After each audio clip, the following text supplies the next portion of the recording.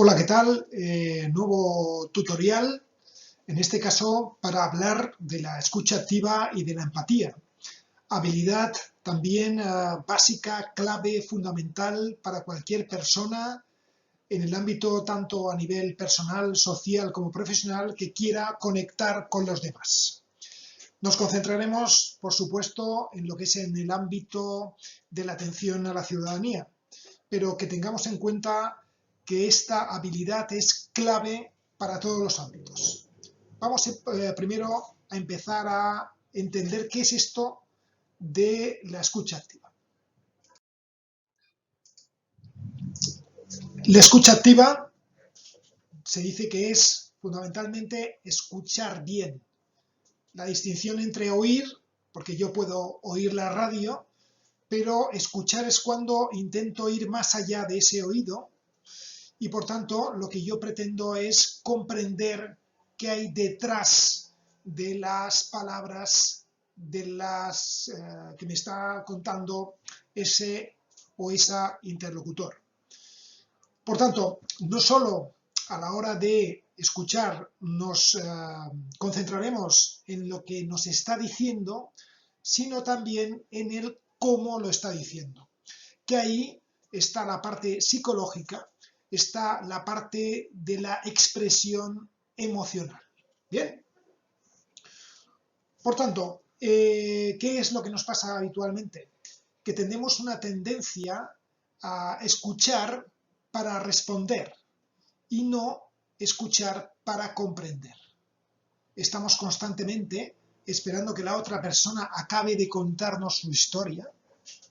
Incluso a veces acabamos la historia por la otra persona con el objetivo de dar nuestra respuesta o nuestra argumentación. Eso no es escuchar activamente. De hecho,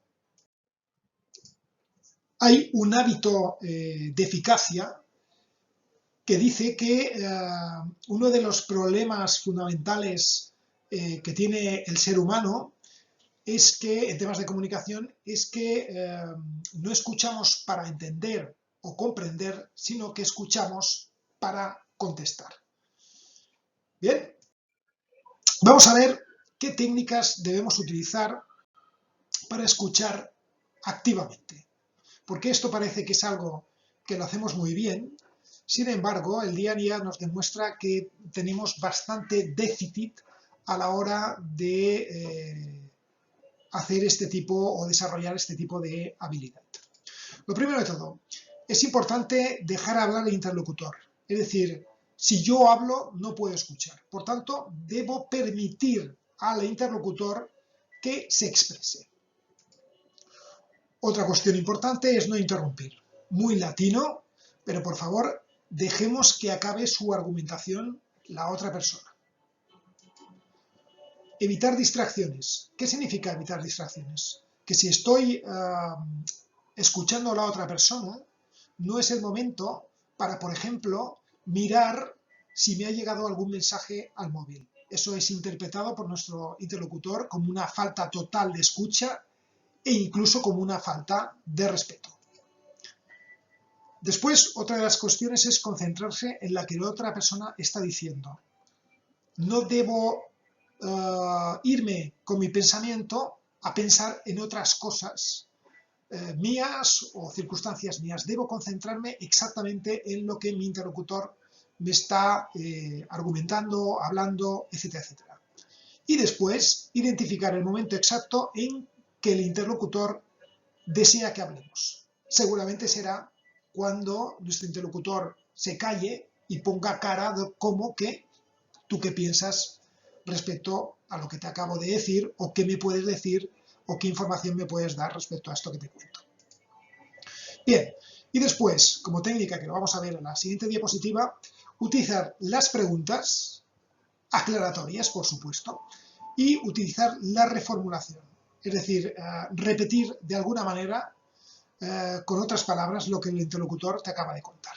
Es una forma, una técnica muy buena para demostrar a nuestro interlocutor de que le hemos estado escuchando, a la vez para confirmar que lo que hemos escuchado es efectivamente lo que el otro nos quería decir.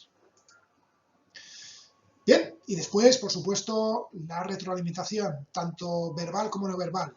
Lo no verbal sería, por ejemplo, asentir con la cabeza, y lo verbal sería decir sí, no, ajá, vale. Bien, vamos a ver cuestiones asociadas a lo verbal. Por ejemplo, decirle a la persona, oiga, cuénteme, continúe, esos son demostraciones de nuestro interés hacia lo que nos está contando nuestro interlocutor. Por ejemplo, recordar referencias respecto a lo que había dicho antes. Usted me ha dicho antes que ese papel ya lo había entregado en la administración autonómica, ¿correcto?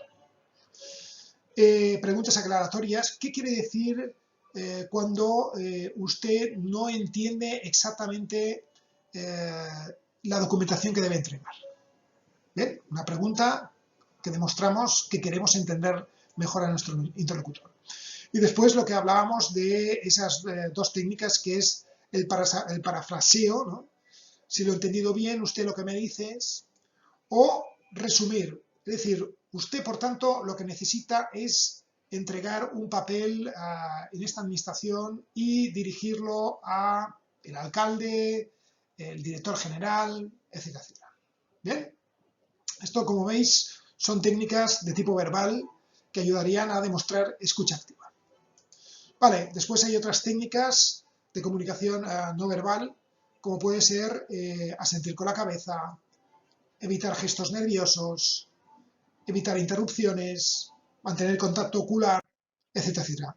El contacto ocular es fundamental, es decir, debemos mirar a nuestro interlocutor cuando estamos hablando. Atención a los ordenadores, porque muchas veces, por culpa de los ordenadores, dejamos de mirar a nuestro interlocutor cuando nos cuenta algo, y eso crea problemas de conexión, en este caso con el usuario o usuaria, a la hora de empatizar, etcétera, etcétera. Vamos a hablar de la empatía, que es otra de las habilidades fundamentales en cualquier relación humana y por tanto también en una relación con nuestro interlocutor en la atención a la ciudadanía.